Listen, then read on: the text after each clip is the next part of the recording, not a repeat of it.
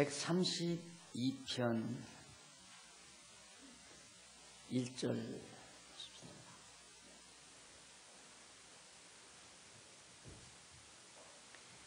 여호와여, 다윗을 위하여 그의 모든 근심한 것을 기억하소서.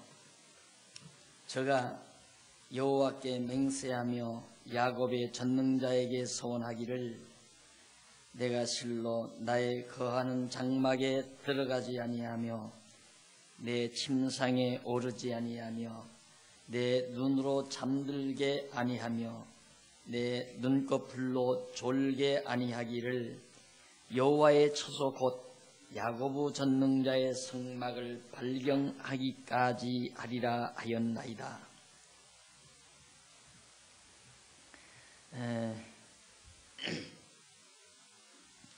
이 132편 찬양 역시 성전에 올라가는 그런 노래입니다.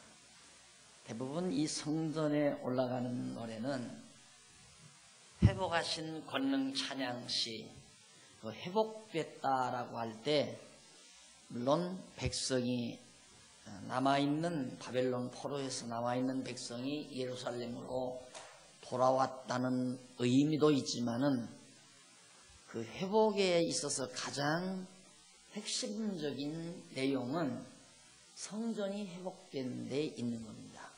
성전이 회복된 데. 그러니까 이스라엘 민족의 생명은 성전에 있거든요. 여호와의 이름을 두신 언약궤가 보관되어 있는 성전의 지성소, 거기에 이제 하나님이 함께 하시는데 이스라엘 민족의 생명이 있기 때문에 회복이라는 말도 대부분 성전이 다시 무너진 성전이 중건된 상태, 그래서 성전도 회복되고 성전에서 드리는 제사도 회복된 것이 바로 그 핵심 내용으로 되어 있다. 즉 회복이라는 그 말 내용이. 그래서 여기 이제 성전에 올라가는 노래 중에 회복하신 여호와께 대한 권능을 찬양하는 내용인데, 오늘 여기 성전에 올라가는 노래 중에 132편은 맹세대로 찾은 성막에 들어가 경배하게 됨을 찬양하는 내용입니다. 그러니까 하나님께 다윗이 맹세를 하죠. 여호와의 전에 들어가서 주를 경배하고 찬양하리이다 라고 했는데, 그 맹세대로, 그 약속대로 한다 하는 내용인데, 거기 1절로부터 그 이하 아까 읽어드린 내용 말씀 보면요, 5절까지, 1절로 5절까지 보면 성막을 찾기까지 잠을 자지 않겠다는 그런 다윗의 맹세를 노래합니다. 그러니까 만족이 없는 거죠.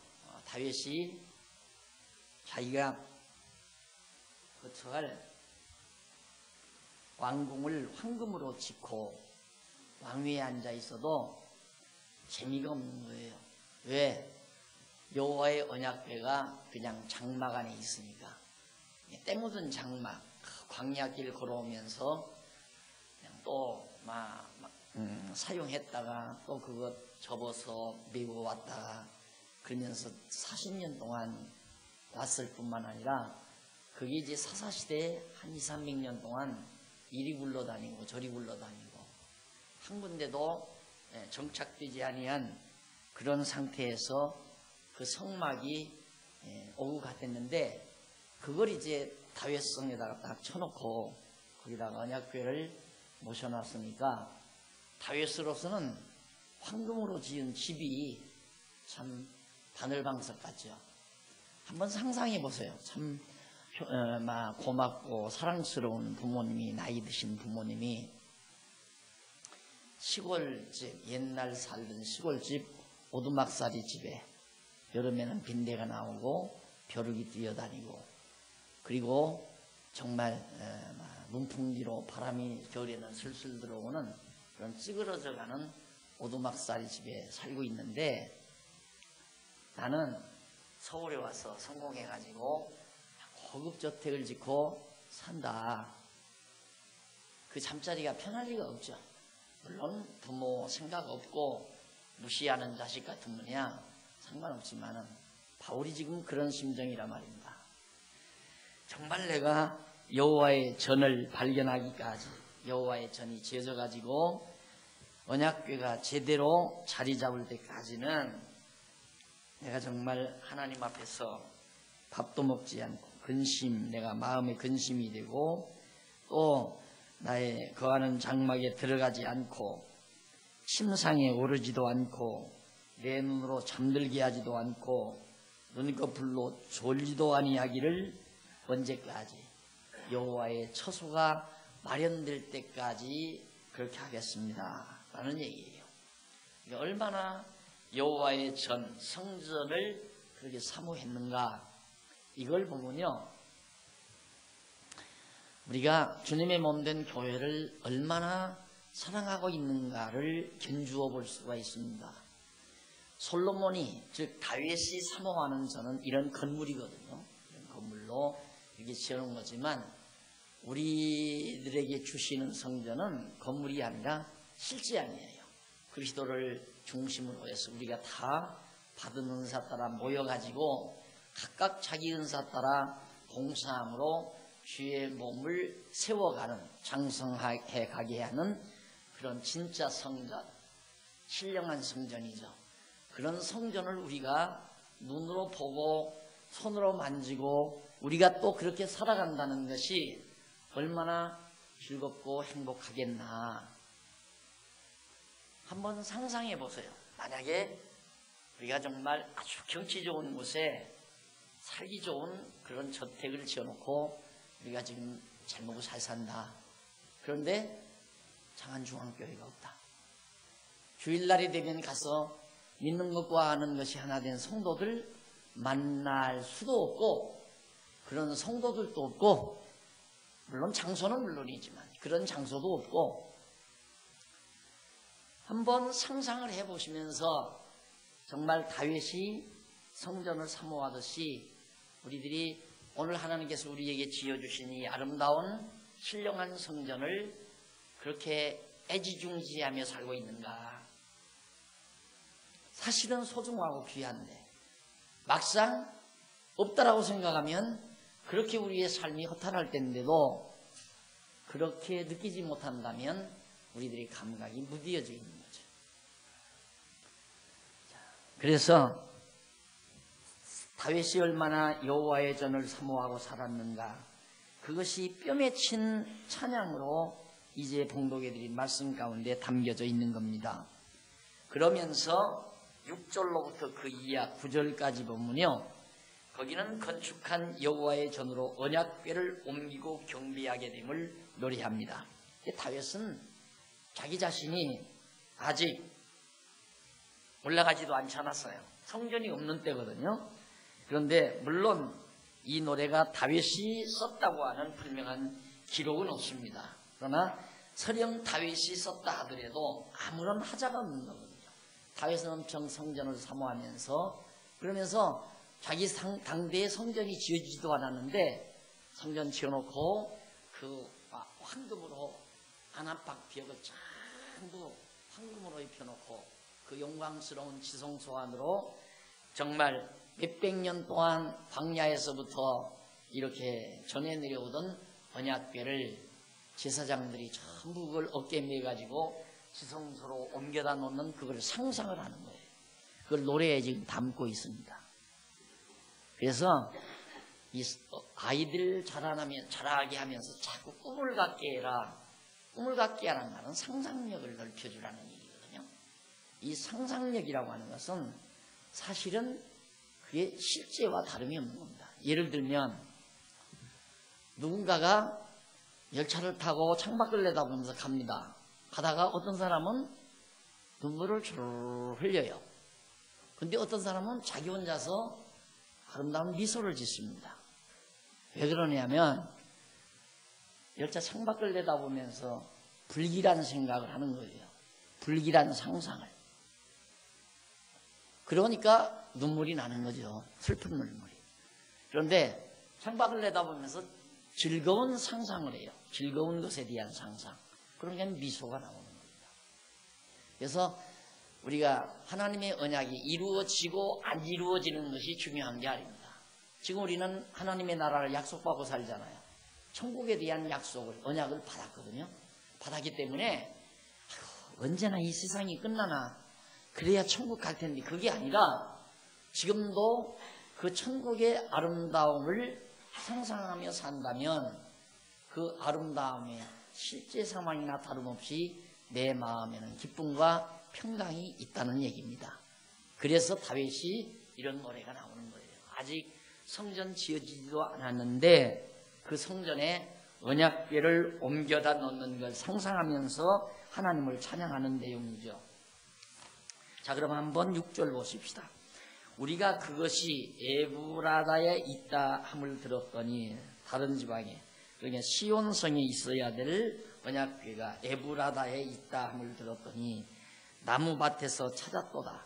그러니까 이리저리 정말 그 사사시대에 등한히 여기니까, 언약궤를 등한히 여기니까 어느 나무 밑에 가 있기도 하고 어느 수풀에 가 있기도 하고 이랬던 언약궤가 우리가 그 성막에 들어가서 그 발등상 앞에서 경배하리로다. 그러니까 결국 그런 언약궤를 지성소에 옮겨놓고 하나님의 앞에 가서 경배할 겁니다. 여호와여 일어나사 주의 권능의 궤와 함께 평안한 곳으로 들어가소서. 마치 이런 부분 보면 왜 그 부모님들 세상 떠나면 관에다가 이렇게 해서 무덤 파고 땅에다가 이렇게 하관할 때 아버님 편안히 있으세요, 편안히 있으세요 하면서 울잖아요. 편안히 그 속에서 편안히 잠드시라고. 그러듯이 그동안 하나님의 언약궤가, 이름을 두신 언약궤가 수백 년 동안 정말 천대받고 이리저리 굴러다니다가 언제 안정할 곳이 없었잖아요. 근데 이제 성전 딱 지어놓고 지성소 마련해서 거기다가 이제 옮겨다 놓으면서 하나님 아버지 그 말이에요. 여호와여 일어나사 주의 권능의 궤와 함께, 언약궤죠. 언약궤와 함께 평안한 곳으로 지성소로 들어가십시오. 주의 제사장들은 의를 입고 주의 성도들은 즐거이 외칠지어다. 한없이 하나님 앞에 정말 의로운 옷을 입고 경배하면서 성도들은 하나님을 찬양하겠습니다 라고 노래하는 참으로 아름다운 노래가 전반전 소절에 나옵니다. 그 다음 후반절에 보면 132페이지 132편 10절로 18절 후반 소절에 보면 솔로몬이 다윗에게 세우신 여호와의 언약들을 찬송하는 내용입니다. 다윗에게 세우신 여호와의 언약들. 그러니까 주의 종 다윗을 위하여 주의 기름 받은 자의 얼굴을 물리치지 마소서. 여호와께서 다윗에게 성실히 맹세하셨으니 변치 아니하실지라. 이르시기를 내 몸의 소생을 네 위에 둘지라. 네 자손이 내 언약과 저희에게 교훈하는 내 증거를 지킬진대 저희 후손도 영원히 내 위에 앉으리라 하셨도다. 12절까지 내용입니다. 이것은 다윗 자손을 왕위에 앉게 하신다는 여호와의 언약을 찬양하는 내용이에요. 그러니까 이 찬양 내용은 하나님이 다윗에게 내 아들을 통해서 여호와의 전을 지켰다 하는 그 약속, 그걸 하나님이 언약하셨고, 그런데 그 언약대로 여호와의 전을 솔로몬이 이제 지어놓으면 하나님께서는 다윗으로 하여금 그 왕위가 영원히 지속되게 그렇게 해주시겠다. 그런 언약을 기억하면서 지금 성전에 올라가며 찬양을 하는 겁니다. 그러면서 13절 여호와여 시온을 택하시고 자기 거처를 삼고자 하여 이르시기를 이는 나의 영원히 쉴 곳이라. 내가 여기 거할 것은 이를 원하였음이로다. 내가 이 성의 식료품에 풍족히 복을 주고 양식으로 그 빈민을 만족히 하리로다. 내가 제사장들에게 구원으로 입히리니 그 성도들은 즐거움으로 외치리로다. 내가 거기서 다윗에게 뿔이 나게 할 것이라. 내가 내 기름 부은 자를 위하여 등을 예비하였도다. 내가 저의 연수에게는 수치를 입히고 저에게는 면류관이 빛나게 하리라 하셨도다. 자, 하나님께서 성전 세워놓으면 하나님이 거기서 편안히 쉬시겠다고 했다. 그러니까 이스라엘 백성들이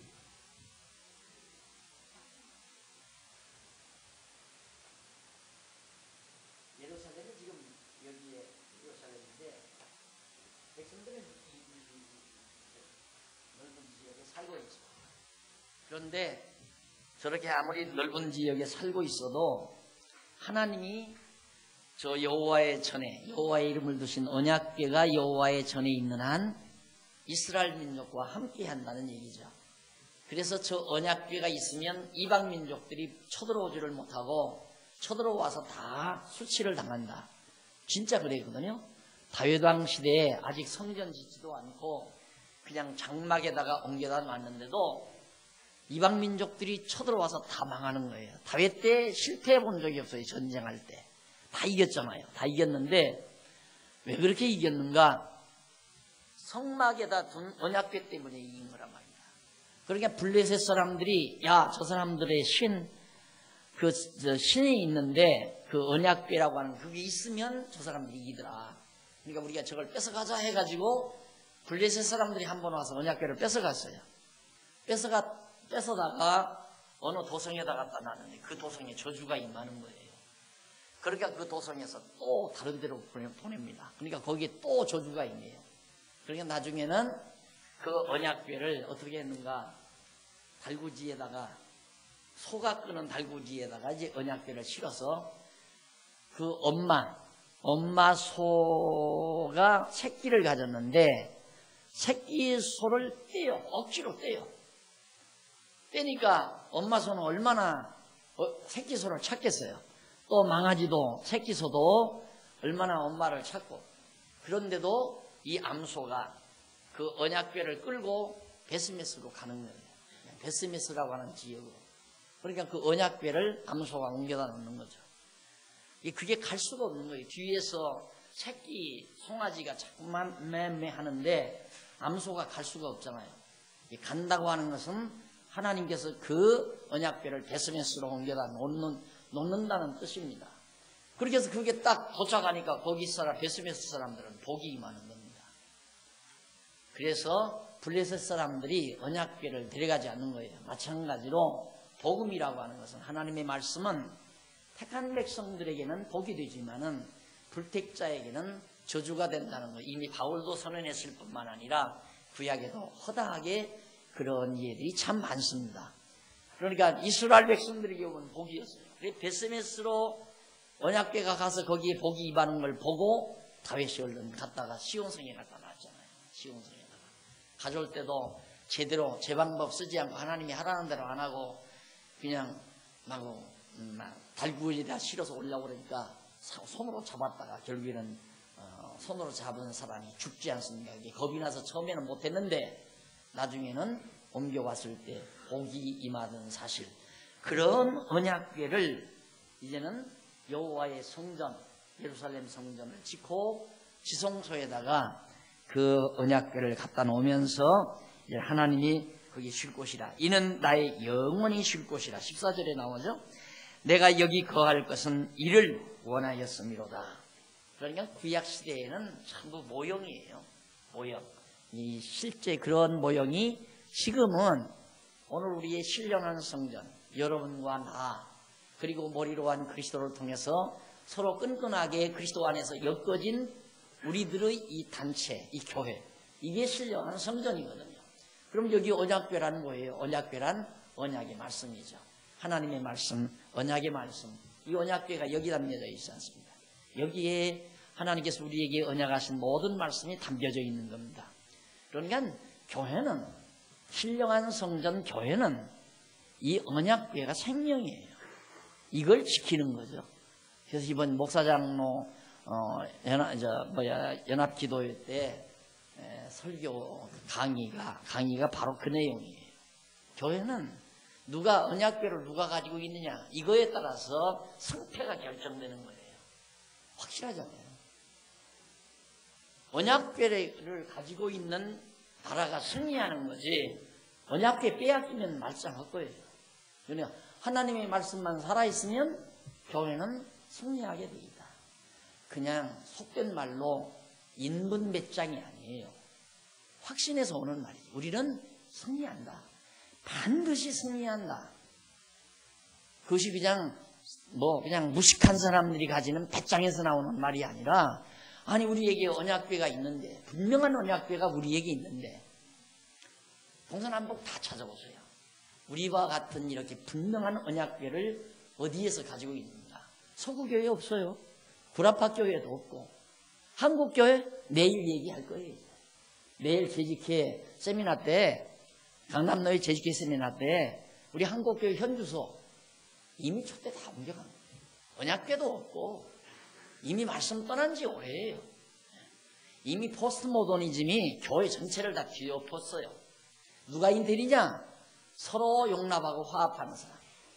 여러분, 우리 교회도 우리 당회에서 내일 저기 봉은사에다가 보낼 메시지 오늘 당회에 모여서 준비할 겁니다. 당회원들 모십시오 하면, 와, 박 목사 짱이다 짱. 그럴 거 아니에요. 네? 얼마나 폭이 넓으면, 나도 인간적으로 살 때도 그렇게 살고 싶어요. 긴급당에 소집합니다. 내일 모레가 4월 초팔일인데 석가모니 탄생 우리 축하하기 위해서 당회원들 모여서 우리 마지막 축하 메시지 손질할 겁니다. 한 분도 빠짐없이 참석해 주시기 바랍니다. 이야 짱이다 박 목사. 맞아. 저래야지 지도자는. 그걸 옳은 얘기입니까? 말도 안 되는 얘기 아니에요. 그게 포스트 모더니즘이란 말입니다. 이게 완전히 만연이 돼 있어요, 온 세상에. 그리고 내가 보는 시각으로는 제대로 성경이 하나님의 말씀이고 진리라고 생각하는 건전한 신학교 교수들이 있어요. 더러 있는데 이 사람들은 대부분 교단에서 다 목이 잘렸어요. 학자는 교단에서 목 잘리면 서서 강의할 곳이 없어요. 학교 그 교단에서 운영하는 신학교가 그들의 생명인데, 신학교에서 교수직 박탈당하면 가 설 곳이 없어요. 그런 분이 허다해요. 그래서 지난번 우리 신문에다가 딱 기고를 하니까 벌써 동조자가 나오더라니까요. 그래서 우리 반드시 언약궤를 간직하고 있는 것, 어쩌면 하나님께서 우리 장안중앙교회를 통해서, 강남노예를 통해서, 우리 개혁총회를 통해서 이 언약궤가 보관되도록 하나님이 섭리하시는가, 이것이 바로 우리를 흥분하게 만드는 겁니다. 너무너무 엄청난 복을 받은 거거든요. 정말 엄청나고 대단한 복을 우리는 다 지금 가지고 있는 겁니다. 그래서 확신하기 때문에 이긴다. 우리는 승리가 보장된 전쟁을 한다 라고 하는 거지, 그냥 막연히 무식한 배짱에서 나오는 말이 절대 아니다. 다윗이 지금 여기 시편 기자가 하나님 여기 계셔서 편히 쉴 것이고 나의 영혼이 쉴 것이고 내가 여기 거할 것은 이를 원하였기 때문이다. 하나님께서 그걸 원했다. 언약궤를 소지한 구약시대의 이스라엘 백성들. 그래서 거기 보면 16절에 내가 그 제사장들에게 구원으로 입히리니 그 성도들은 즐거움으로 외치리로다. 제사장들은 거룩한 성의를 입고 하나님을 섬기고 백성들은 하나님을 찬양하고, 그리고 내가 17절 내가 거기서 다윗에게 뿔이 나게 할 것이라. 다윗에게 뿔이 나게 한다는 말은 다윗 왕가를 힘있게 한다는 얘기입니다. 강하게 힘있게, 뿔, 강한 힘 말하는 거 아니에요. 내가 내 기름 부은 자를 위하여 등을 예비하였도다. 등불, 밝히기 위한 등불. 꺼져가는 등불을 마저 끄지 아니하시고 그 심지를 돋구신다는 말은 다윗 왕가가 다 시들어져 가는 것 같아도 하나님께서 다윗 왕가를 다시 일으켜서 거기에서 계속해서 다윗 가문에서 왕들이 계속 나오게 한다. 그런 얘기듯이 하나님께서 다윗 왕가의 등불을 예비해 놨다. 18절 내가 저의 원수에게는 수치를 입히고 다윗 왕가를 도전하는 나라마다 망한다. 그리고 다윗 왕가 저에게는 면류관이 빛나게 해주겠다. 하는 약속이 거기에. 그런데 거기 보면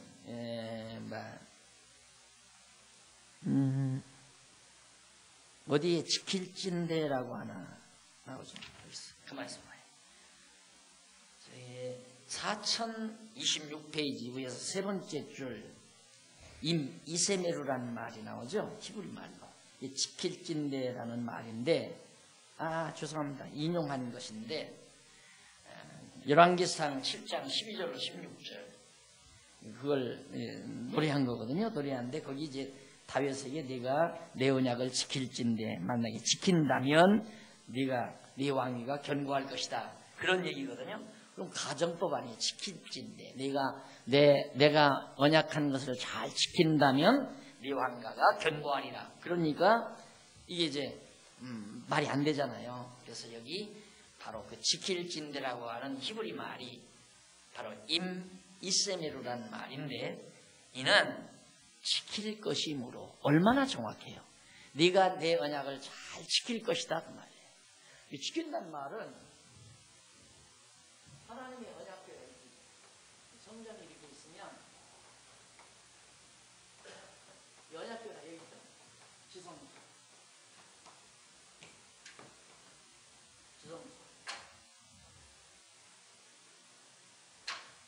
저게 지키는 거예요. 자, 그러니까 성전 짓고 내 언약을 잘 지킬 것입니다. 반드시. 왜? 하나님께서 지키도록 다 정해놓 왔기 때문에 지켜야 된다 이 말이에요. 그런데 번역자들이 이 하나님의 절대 주권에 대한 확신이 없으니까 그걸 꼬부라붙여서 가정법으로 지킬진대 이렇게 갖다가 번역해 놓은 거죠. 지킬 것이므로라고 번역되어야 하는 것. 대야 6장 16절 강론집을 참여해보면 거기 그런 내용이 나옵니다. 그 다음 이제 133편 1절로 3절 맞죠? 1절로 3절까지 보면 형제가 연합하여 동거하는 아름다움에 대해서 찬송합니다. 이 다윗의 시인데 곧 성전에 올라가면 갈 때 부르는 노래입니다. 아주 간단하지요. 3절까지.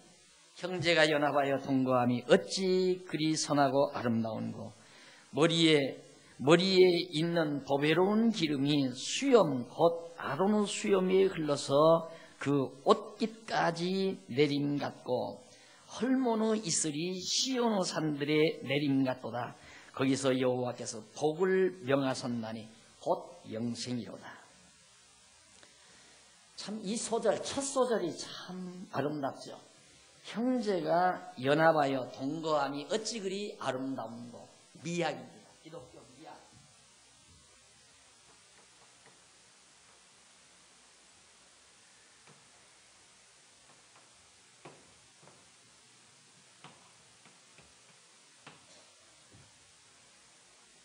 무엇이 아름다운가?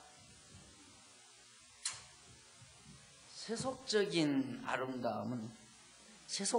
아름다움은 칼라, 선 내지는 원근, 그 다음 색깔의 원근, 그 다음 구도, 이런 것들로 이제 아름다움을 자꾸 찾죠.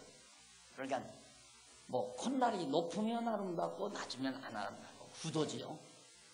그 다음 칼라가 아름다운 칼라, 추한 칼라, 색깔 이런 거 해서 이제 아름다움이라고 하는 걸 묘사하는데, 성경에서의 묘사는 여기 나오네. 어찌 그리 아름다운가. 뭐가 그렇게 아름다운가?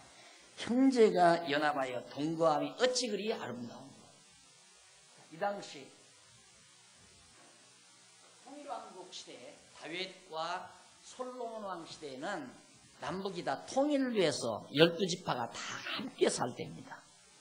그러니까 다윗 시대와 솔로몬 왕국 시대 80년 동안은 예루살렘으로 전 12지파 백성들이 거의 다 절기 때는 다 모여요.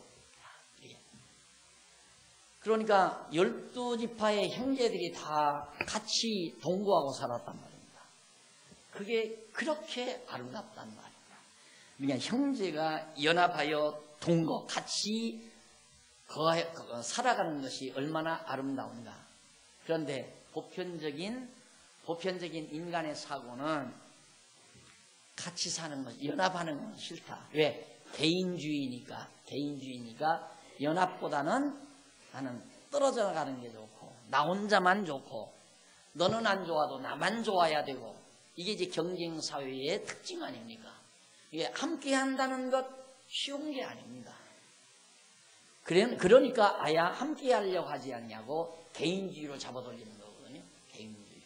이 개인주의로 잡아돌려놓고 이제 법으로 이제 한계를 정하니까 법망만 피하면 되는 게 이제 개인주의 사회에서 되어지는 일이라죠. 그러니까 함께 한다는 말은 참 쉽지 않아요. 어려워요. 함께 산다는 것은. 같은 부모 밑에서 태어난 형제들도 조금 같이 살다가 보면 서로 티격태격하고 싸움하고 나중에는 형제들끼리 칼부림 나고 이런 경우가 나타나는데, 이게 형제가 같이 산다는 게 매우 어렵다 이 말이에요. 근데 다윗의 미학은 온 12지파 모든 백성들이 같이 연합해서 함께 살아가는 거. 과거 애굽에서 400년 동안 살 때에는요, 함께 못 살았잖아요. 이 지역 가서 종노릇하고 저 지역으로 가서 종노릇하고 다 뿔뿔이 흩어져서 그렇게 살았는데, 그런데 이제 애굽에서 나와가지고 광야 지나서 가나안 땅 들어와서 이제 예루살렘 성전 짓고 하나님 성전 중심으로 모든 백성들이 형제가 함께 동거하며 산다는 것이 너무너무 아름답다고 말이죠. 네, 여러분, 생각을 바꿔야 돼요. 어떻게 하면 행복한가? 여러분, 참 불행한 것이 뭐냐면, 상상을 해보십시오. 이제 아들, 딸 다 여우고 다 나간다. 그럼 두 노침내에 앉아서 아침에 김치 하나 놓고 된장찌개 하나 끓여놓고 두 노침내에 앉아서 홀짝홀짝 먹는다. 이것이 쓸쓸한 거 아니에요? 이게 노후의 가장 고통스러운 거 아니겠습니까? 근데 둘이라도 있으면 몰라. 누군가가 하나는 먼저 갈 거 아니에요? 네? 나 먼저 가면 김여숙이 혼자 앉아서 한번 된장찌개하고 밥 먹는다고 생각해 보십시오. 나는 그걸 요 며칠 전에도 한번 경험을 했어요. 언제냐면 지난번 성도대학을 했는데, 나야 솔직히 성도대학 딱 마치고 나면 입맛이 없죠. 막 이 침을 다 소모했기 때문에. 물론 주일날도 마찬가지예요. 입맛이 없어도 무슨 맛으로 먹나? 함께 먹는 맛으로 먹거든요. 근데 나 이게 아첨이 아니라 솔직히 지난번에 성도대 하다가 왜 걷어쳤나? 장로님들은 밥을 안 주고 나 혼자만 밥을 주는 거예요. 목사님들만 가운데서 오면. 그때마다 밥맛이 없는 거예요, 솔직히. 예? 그런데 지난번 성도대학 딱 마치고 나니까 밥을 준다고 하면서 이제 차를 타고 여기 가는데, 장로님 오시라니까 우리 김 장로님이 있다가 오시는데, 다른 장로님들 오시라니까 안 오시니까 김 장로님도 나도 안 갈란다고 또 안 오시는 거예요. 그런데 그때는 이제는 조금 이제 몇 번 만나서 알지만은, 그때는 저는 별로 저 여자가 무슨 여자인지도 모르겠고, 어떤 목사님도 여자 목사들이 들어왔더라고요. 근데 그 사람들은 태우고 밥을 먹이러 가는 거예요. 그때 먹은 밥이 체해가지고, 예? 이틀을 갔다는 얘기 아닙니까? 이틀을. 뭔 재미요, 그거. 암만 좋은 것 먹으면 무슨 질이 있어요. 내가 그러잖아요. 좋은 사람, 정말 함께 먹으면 좋은 사람하고 먹으면 그냥 밥은 좋으면 좋죠. 좋은 쌀로 밥에서 바로 그냥 따끔 들였을 때 바로 퍼서, 그 다음 3년 넘어간 4, 5년 지난 김치 있으면 끝내줘요. 그거면 완벽해. 거의 더 이상 먹을 거 없어. 그렇게 먹어도 영양분은 충분하다 그 말이에요. 난 그거 확실히 믿어요. 여러분, 사람이 외로움이 가장 고통스러운 겁니다. 그래서 우리 이 말하려니까 자꾸 우리 이 권사님 생각이 나서 눈물 나려고 그래요. 이옥분 권사님이 매 끼니마다 밥 해놓고 혼자 앉으셔서 밥을 잡수는 모습을 내가 상상을 하거든요. 그런데 어떻게 해요, 난들. 그런다고 쫓아가서 같이 밥 해 먹을 수도 없고. 그런데 여러분 정말 주일날 낮에 이 밥 해주는 거 안 봐있어요? 오늘 어떻게 먹었는지 아세요? 콩나물국에다가 밥 딱 엎어서 말아가지고 김치 담았더라고요. 그냥 생김치. 나 별로 생김치는 별로 안 좋아하는데 딱 한 숟갈 퍼고 김치 하나 딱 얹고. 그런데 그게 힘이 나잖아요. 밥맛이 좋으니까. 여러분 함께 산다는 것 이거 꼭 깊이 생각하셔야 돼요. 우리가 예수를 믿는다는 건 함께 한다는 거예요. 진리와 함께 기뻐하고 밥 먹는 것과 함께 기뻐하고 함께 거하는 것과 기뻐하고. 주일날 왜 기뻐요? 우리가 함께 만나서 동거하니까 기쁜 거예요. 안 그래요? 그래서 이 시편 기자가 형제가 연합하여 동거함이 어찌 그리 아름다운 것. 아름다운 것 이상 아름다운 건 없잖아요.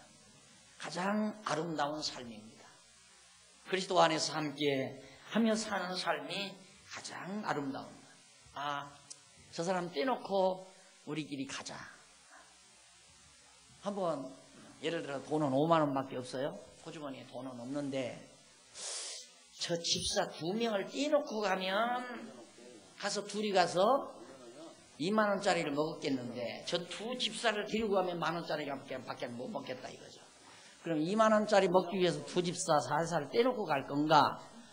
안 그러면 두 집사 말고 한 집사 더 초청을 해서 5명이 가서 1만 원짜리를 먹을 건가? 뒤가 훨씬 맛있는 거예요. 뒤에 먹는 밥이 훨씬 영양가도 하고 즐겁고 행복하다 그 말이에요. 언제부터 불행한가? 두 사람 떼놓고 가서 2만 원짜리 먹자고 생각할 때부터 벌써 몸에는 벽이 들어가요. 이 몸 자체가 그렇게 돼 있다 이 말이에요. 그래서 신앙생활은 함께 하는 겁니다. 함께 연합해서 함께 하는 것. 이것이 성전에 올라가면서 찬양하는 찬양 내용으로 소개되어 있고요. 이제 된 것 같아요.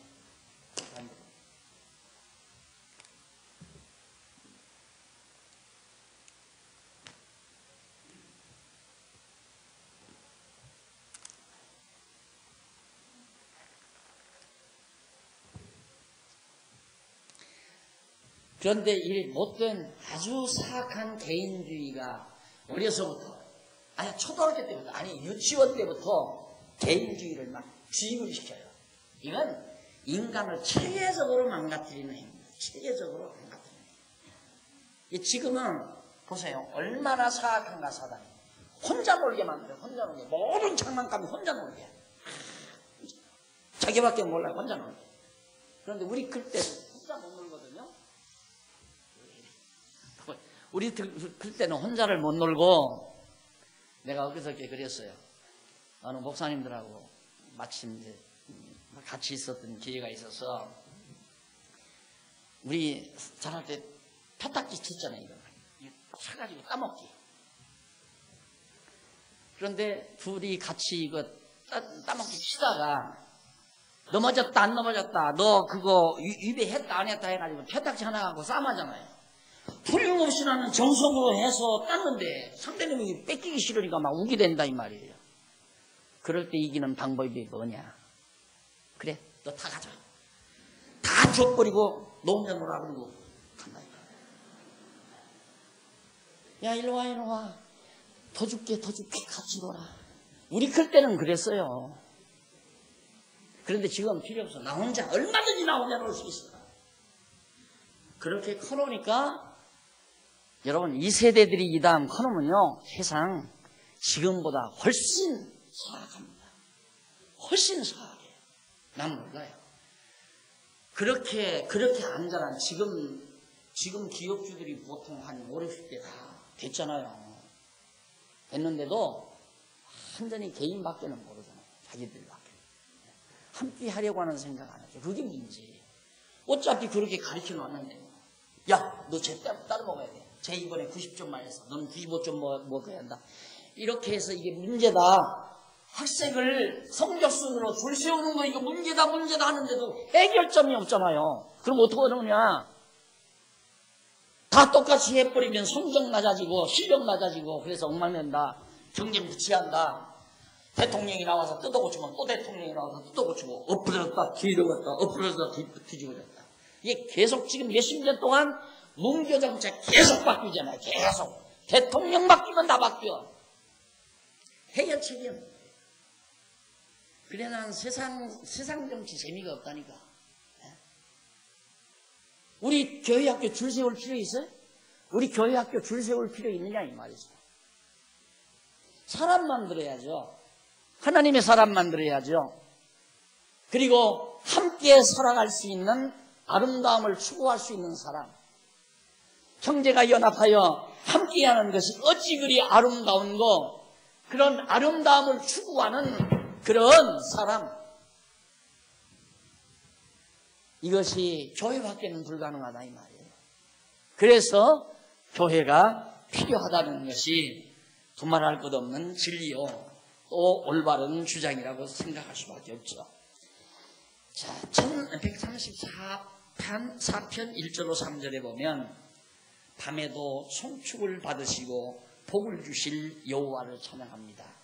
아야 믿어버려요. 복 주실 걸 믿어버려요. 읽어보십시다. 밤에 여호와의 집에 삼는 여호와의 모든 종들아 여호와를 송축하라. 캄캄한 밤에도 그냥 항상 여호와의 집에서 여호와를 송축하고 찬양하는 종들. 성소를 향하여 너의 손을 들고 하나님 성소를 향한다는 말은 성전을 향하여 손을 들고 여호와를 송축하라 찬양하라 그 말이죠. 천지를 지으신 여호와께서 시온에서 내게 복을 주실지어다. 하나님은 이 시온에서 여기 계신 여호와 하나님이 시온산에 거하잖아요. 시온산에 예루살렘 성전 거기에서 하나님의 백성들에게 계속 복을 내리신다. 물론 그 당시에 복은 이른 비와 늦은 비를 잘 내리셔서 곡식이 잘 자라고 열매가 풍성히 열리하면 대단한 거죠.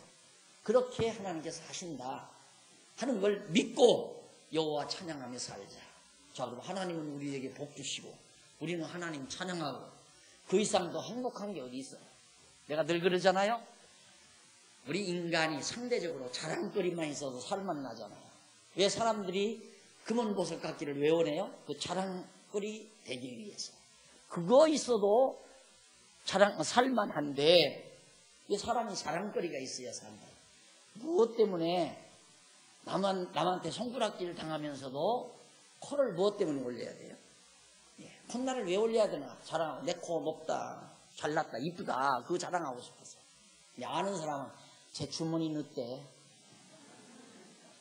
필요 없죠. 자랑이 안 되는 거죠. 근데 모르는 사람한테는 쏘줄 수 있다 이 말이죠. 자, 그러니까 사람이 자랑할 것이 있어야 되는데 자랑한다는 말은 찬양할 것이 있어야 된다는 얘기예요. 우리는 진짜 자랑거리 아닙니다. 여호와가 우리의 자랑거리.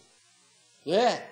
그분이 우리를 신령한 복을 내려줘서 늘 그리스도의 은총 속에서 하나님의 은총 속에 우리가 살아간다는 확신이기 때문에 우리의 자랑거리는 여호와 하나님밖에 없잖아요. 그래서 성전에 올라가면서 구약의 성도들이 134편의 찬양을 하나님께 돌린 겁니다. 그리고 135편 넘어갑니다. 135편 넘어가면 전반 소절에는 이스라엘을 택하여 땅을 기업으로 주신 능력을 찬양해요. 하나님이 가나안 땅, 이 땅 이거 자기네들이 차지할 만해서 차지했나요? 전혀 불가능해요. 전혀. 애굽에서 종살이하던 족속이 이 가나안 족속들이 여기 살기 좋게 다 성 쌓아놓고 과수원 다 만들어놓고 목장 다 해놨는데 이 사람들이 이걸 뺏겨요? 어림도 없는 얘기죠. 근데 메뚜기띠 같은 이스라엘 민족들이 여기 와서 요단강 건너가가지고 이 땅 차지했잖아요. 누가? 하나님이 그렇게 했다. 여기 여리고성, 이번에 여기서 탐색하면 여리고성도 꼭 가려고 해요. 왜 여기가 중요하냐면 이때 요단강을 건너서 이스라엘 백성들이 가기 전에 이 여리고성 이게 가장 큰 성이었어요. 강대하고 큰 성. 그런데 하나님께서 여기서 가데스바네아 있잖아요. 여기 가데스바네아. 여기서 이렇게 올라가게 했으면 이거 안 거치죠. 그런데 하나님은 여기서 삥 걸려가지고 가장 강대한 도성이 도사리고 있는 그쪽으로 이스라엘 백성을 데리고 가는 거예요. 이것이 하나님의 전법이에요. 딱 데리고 가가지고 보니까 뭐 이 강대한 성을 어떻게 막 첩첩이 쌓아놓은 성을 어떻게 무너뜨려요 이걸. 그런데 하나님께서 돌기만 해라. 빙글빙글. 일주일 동안 돌이가 와르르 하고 하나님께서 땅을 움직여가지고 박사 그 성터가 있대요. 여리고 성터. 이게 한꺼번에 무너진, 무얼로 보나 그 여리고성이 한꺼번에 폭 무너진 형태대로 땅속에 들어가 있는 이 성터가. 물론 안 봐도 믿지만은 가서 실감나게 한번 보려고 해요. 저렇게 해서 무너나고 나니까 나머지 이 도성들이 다 흐물흐물한 거예요. 큰일 났다, 큰일 났다. 그리고 막 성주들이 서로 결탁해서 와서 이제 여호수아하고 평화조약을 맺고 항복하고 미리 항복하고 들어요. 그래서 그 땅 하나님께서 정복해 준 거란 말입니다. 그걸 하나님 앞에 찬양하는. 근데 이것도 이게 이제 언제쯤 기록했는지 여기 기록 연대는 확실치는 않아요. 할렐루야 여호와의 이름을 찬송하라. 여호와의 종들아 찬송하라. 여호와의 집 우리 하나님의 전쟁에 섰는 너희여 여호와를 찬송하라. 여호와는 선하시며 그 인자하심이 아름다우니 그 이름을 찬양하라. 여호와께서 자기를 위하여 야곱 곧 이스라엘을 자기의 특별한 소유로 택하셨습니다. 이스라엘 백성을 하나님이 자기 위해서 택했다 이 말이에요. 자기 위해서 택했단 말은 하나님이 자기가 언약대로 이루시는 여호와의 심을 드러내기 위해서 이스라엘 백성들을 선택해가지고 언약대로 가나안 땅 들어오게 했으니까 근원적으로는 하나님 자기를 위한 거고요. 그 다음 1차적으로는 이스라엘 민족을 위한 것이고, 그러니까 이스라엘 민족을 선택해서 언약하시고 언약대로 이루심으로 하나님 당신의 이름의 영광을 드러내는 거예요. 언약대로 이루시는 이름의 영광을. 그러니까 여호와가 자기를 위하여 이스라엘 백성을 선택했다. 맞는 얘기죠. 우리도 마찬가지예요. 우리를 위한 것보다 근원적으로는 하나님이 당신을 위해서 우리를 선택해서 우리에게 복도 주고 우리에게 모든 환경도 이끌어 가시고 그러니 살만하죠. 그렇기 때문에 그래서 하나님을 찬양할 만도 하고, 그 다음 이제 여호와께서 5절 내가 알거니와 여호와께서는 광대하시며 우리 주는 모든 신보다 높으시도다. 여호와께서 무릇 기뻐하시는 일을 천지와 바다와 모든 깊은 데서 다 행하셨도다. 안개를 땅끝에서 일으키시며 비를 위하여 번개를 만드시며 바람을 그 곳간에서 내시는도다. 내가 물리하게 잘 짚지를 못하기 때문에 자연과학에도 근데 내가 이 잔디를 기르면서 아무리 물을 뿌려도 물 뿌리고 난 뒤에 그 이튿날 아침에 잔디의 모습하고 비가 온 날, 그것도 비가 온 날도 천둥번개를 치고 비가 온 날 달라요. 그게 그 뒤에 잔디 성장들이. 근데 알고 보니까 이 천둥번개가 치면 이 공중에서 비료기 이게 질소, 인산, 가리 이런 것들이 막 그 천둥 번개 소리에 의해서 이게 만들어진답니다. 이게 빗물 속에 그게 들어가가지고 내려오는 거예요. 그게. 그래서 빗물을 주는 거하고 수돗물이나 지하수물을 채소에게 주는 거하고는 근본적으로 달라. 그러니 참 하나님이 신묘막측하잖아요. 하나님께서 그렇게 한다 이 말이에요. 근데 천둥 번개가 그렇게 좋답니다. 천둥번개 막 와장창 하고 할 때 그 구름에 막 그 비료기가 확 조성이 된대요. 그래서 그걸 가지고 땅에다 쏟으니까 산천초목들이 그렇게 무성하게 잘 자라난다는 얘기죠. 이게 다 하나님의 솜씨로 만들어 가시는 하나님의 능력임을 다시 한번 볼 수 있는데 이 이스라엘 백성들이 지금 그걸 찬양하고 있잖아요. 애굽에서 여호와께서 너희 중 9절 애굽에서 여호와께서 너희 중에 징조와 기사를 보내사 바로와 그 모든 신복에게 임하게 하셨도다. 저가 많은 나라를 치시고 강한 왕들을 죽이셨나니 곧 아모리 왕의 시온과 바산 왕 옥과 가나안의 모든 국왕이로다. 저희의 땅을 기업으로 주시되 자기 백성을 이스라엘에게 기업으로 주셨도다.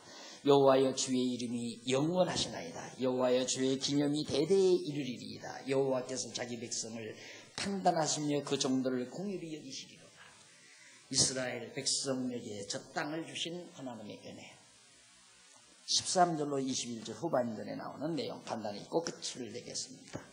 열방의 우상은 무능함으로 영원하신 여호와를 찬송한다.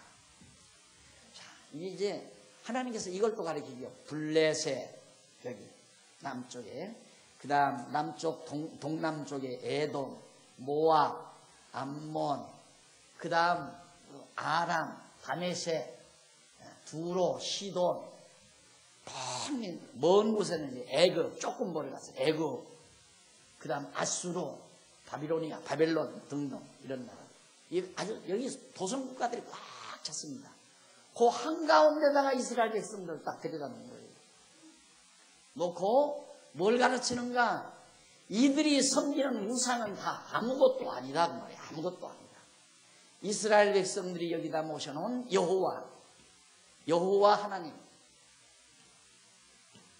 여호와 하나님만 최고라는 사실을 깨닫게 하는 거예요. 그걸 지금 13절로부터 노래하는 건데, 여호와여 주의 이름이 영원하시나이다. 여호와여 주의 기름이 대대에 이르리이다. 여호와께서 자기 백성을 판단하시며 그 종들을 궁일히 여기시리로다. 열방의 우상은 은금이요, 금이나 은으로 만들어낸 쇳덩어리에 불과하다. 사람의 수공물이나 인간의 손으로 만들어 놓은 것이다. 입이 있어도 말하지 못하며, 우상이 암만 입이 커도 말 못해요. 설악산에 가보면 귀가 막 쭉 늘어지게 만들어놨는데, 귀가 아무리 커도 아무 소리도 못 알아듣는다 이 말입니다. 우상은 말하지 못하며, 눈이 있어도 보지 못하며, 귀가 있어도 듣지 못하며, 그 입에는 아무 기식도 없나니 그것을 만든 자와 그것을 의지하는 자가 다 그것과 같으리라. 무능한 존재가 된다. 만든 자나 그걸 경외하는 자가 다 우상처럼 무능한 자들이다. 이스라엘 족속아 여호와를 송축하라. 아론의 족속아 여호와를 송축하라. 레위 족속아 여호와를 송축하라. 여호와를 경외하는 너희라 여호와를 송축하라. 이스라엘 거하신 여호와는 시온에서 찬송을 받으실지로다. 이 엄청난 역사를 이끌어내신 이 시온에 계신 여호와만이 오직 찬송을 받으실 만한 전능자 하나님이다 라고 성전에 올라가며 노래한 내용을 오늘 여러분들과 함께 살펴봤습니다. 다음 시간에 136편부터 인자하심에 대한 감사시를 함께 감상하도록 약속하고 오늘 강의에서 기도하십시다. 살아계신 하나님 아버지, 은혜와 사랑을 진심으로 감사드립니다. 오늘 또 구약의 성도들이 여호와를 찬양하는 찬송을 우리들이 함께 감상을 했습니다. 우리에게도 찬양할 수 있는 여호와를 깨닫게 하심을 진심으로 감사하고, 또 때때마다 필요할 때마다 하나님께서 때를 따라 우리에게 은총을 베푸시는 전능하신 하나님의 은총 안에서 살게 하심을 더욱 감사드립니다. 형제가 서로 연합해서 함께 거하는 것이 얼마나 아름다운가라고 노래했던 그런 구약 성도들의 노래처럼 우리들도 그리스도 안에서 함께 살아가는 이 행복, 이 아름다움이 얼마나 귀한가를 깊이 마음속 깊이 새김질하도록 은총 베풀어 주시옵소서. 예수님의 이름으로 기도드립니다. 아멘.